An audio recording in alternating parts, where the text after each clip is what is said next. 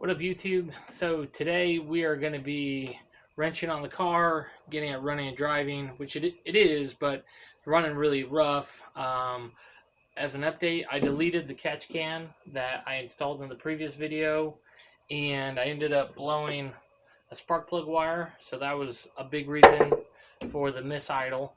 So I'm going to be wrenching on this, replacing the wires, get it driving so we can go hang out with my buddy and tear down a Chevy big block, which will be the portion of the majority of this video. We'll be tearing apart that big block and seeing if we can get it to rotate and unseize it. It's Mashed Throttle, driving fast, taking control. Whoa, yeah. Alright, so replacing the wires is extremely easy, especially when you have one already broken. So it's going to be two 10mm bolts, and then unplugging all your wires, and they all come labeled, so it makes it super easy to install.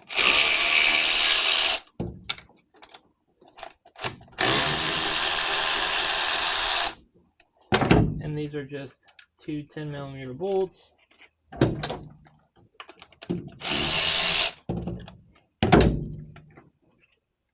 And a washer.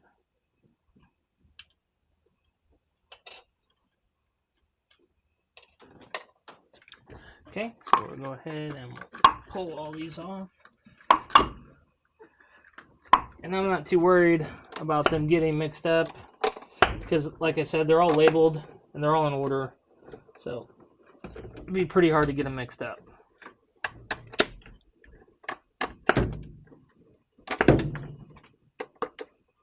Oh, well, would you look at that? That just came right off. I wonder which one that one was. Number 5. Oh, look at that. So maybe 5 and 6 weren't attached. Alright, so I'm going to go ahead and just lay these in here already. And I already put some diode electric grease on them.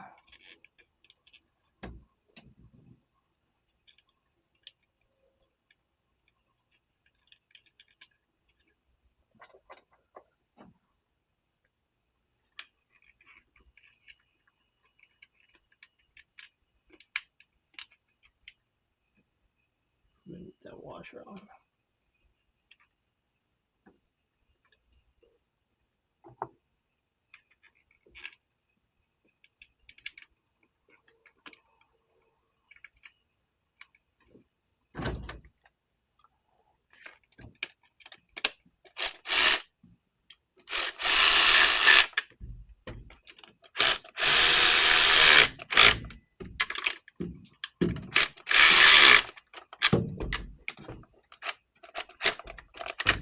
Okay, so those are all good.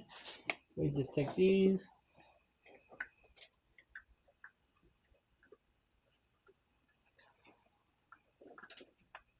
Okay, throw them in, pop them in, just like that.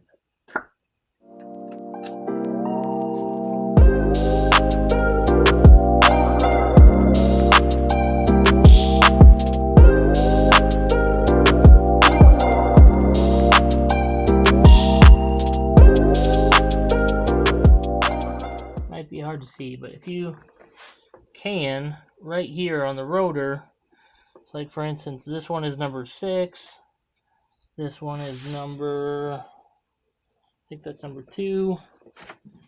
Sorry, I'm moving the camera around a lot, sorry. That one looks like, I think that's number 4, 3, 5, so you can see right on the rotor where they go. And then all these NGK wires have a 1 and a 6 and a 3 and a 2. So we'll go ahead and get those straight. Let me get you guys set up better.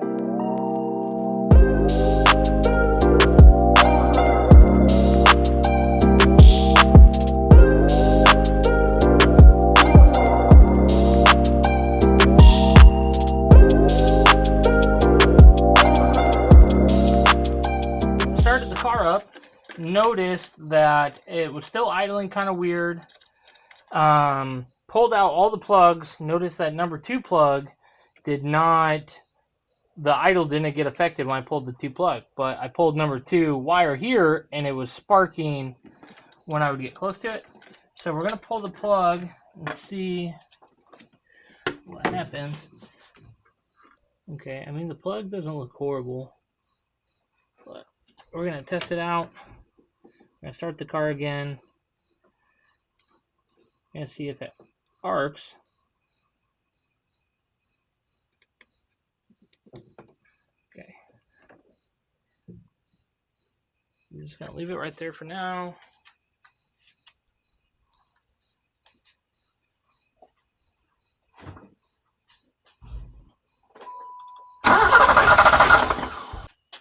Try this one more time.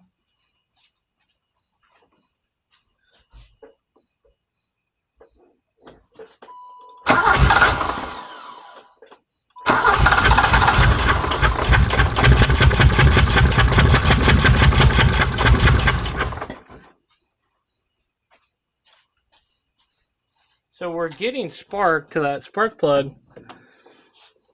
It's just weird because it seems like it's arcing from everywhere, but I guess maybe it's just closest contact. So we'll go ahead, we'll throw this plug back in.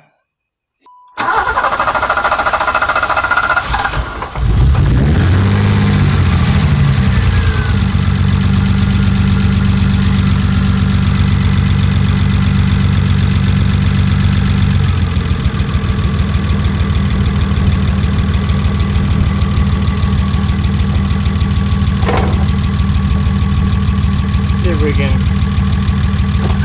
Yep, got me. Got me good. Got me good. I don't know why I did that.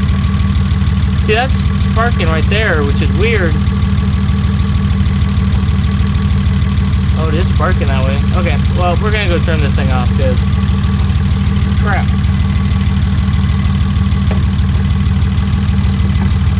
Alright, got me good.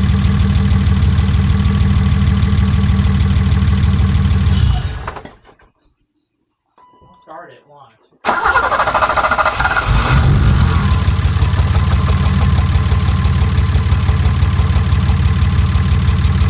So I can pull this spark plug. Did you notice the difference? No. Yeah. I didn't notice the difference at all either. And then, oh, I feel that pushing some air. So then, like that's number 1.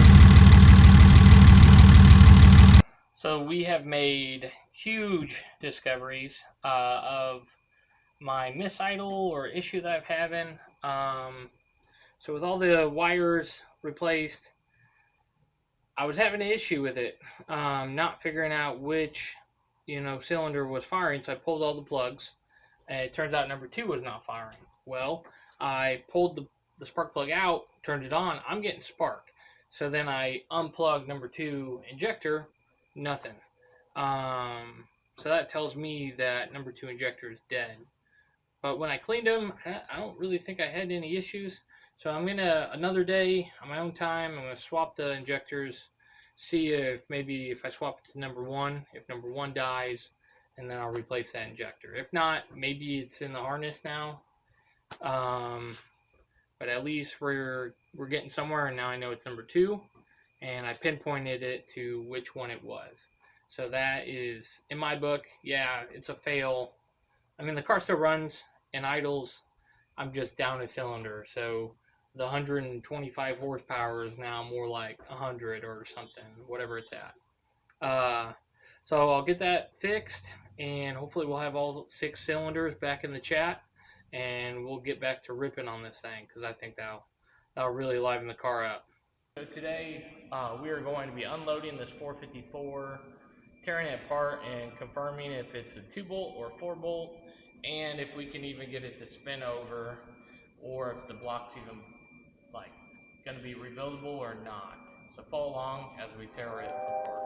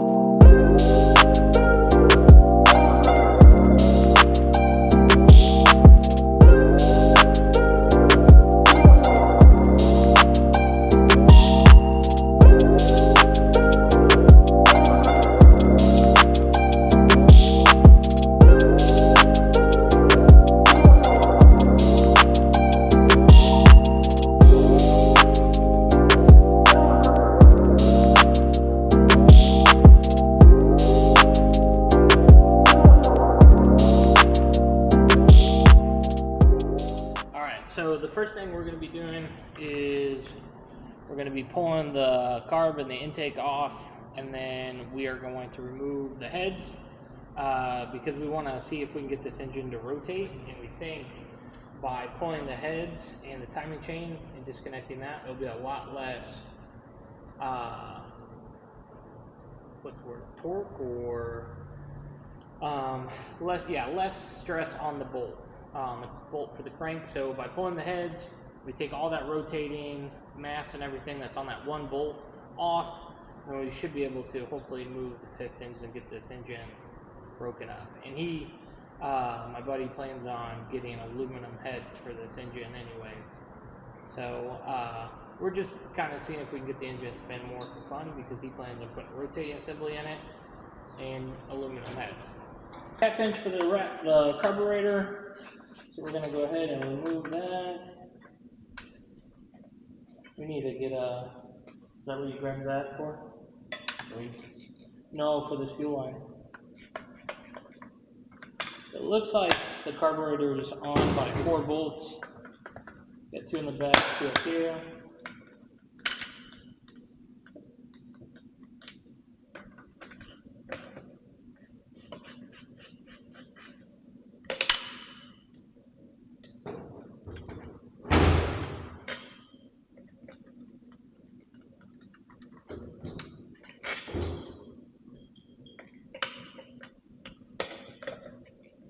This thing is going to be full of water.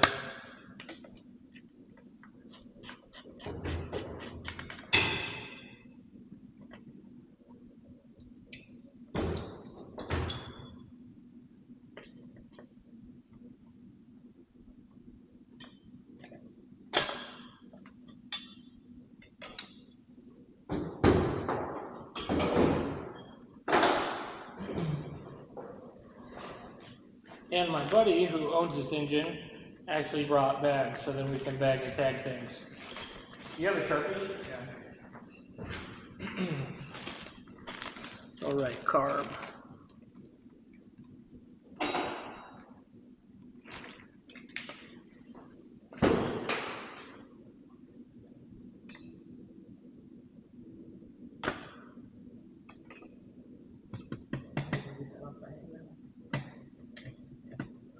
Do you think, I was going to say, do you think any fuel generation would come out? But looks like we got a spring here that just unhooks. There you go. The cool thing is, well, there is a lot of water in that. I see. Okay. And then that pulls right out.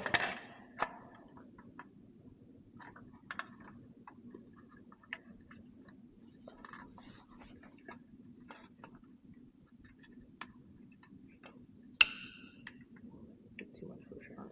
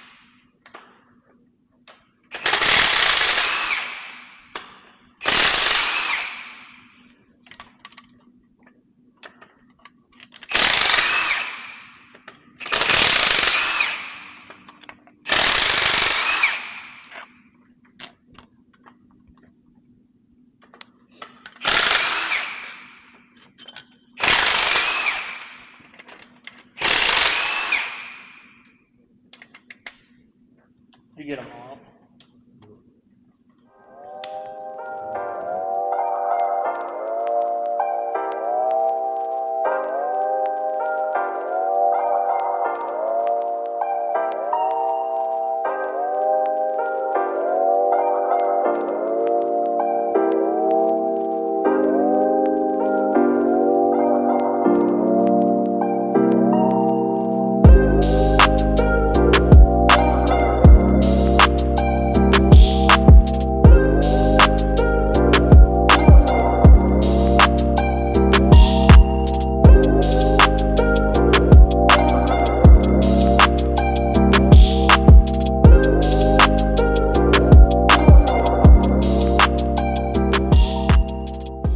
Alright, please excuse my insanely messy garage. I'm going to call that a wrap on this video. We had some wrenching on the BMW, some wrenching on a big block Chevy, which was a lot of fun and kind of different. So I've never worked on a big block Chevy before. I've worked on a small block Chevy, but never a big block. So that's pretty cool to tear into. I know we didn't really get it to turn over, but we'll keep trying. He plans on rebuilding it anyways, so it doesn't really matter. And the BMW is not quite where it needs to be, but I'll get it there. I'll keep wrenching on it. That's what makes it fun, right? You keep finding issues with it, and you keep fixing it, making it a little bit better and better and better. So we'll get probably a new injector, or I'll swap injectors to make sure that's the issue, not wiring, and we'll get the BMW better than ever. So follow along, like, subscribe, share with your buddies. I know I don't have a lot of subscribers right now, but I would really love to, try to get like to 50 and then maybe further and further, because I have been really enjoying making YouTube content. It's a lot of fun. It really makes me wrench and think about wrenching on the vehicles. So I would love to share it with more people, and the more people I get to follow along, the easier it is to make more content. So like, share, comment, share with your friends. Thanks, guys. Thunder roll. It's Mashed Throttle driving fast.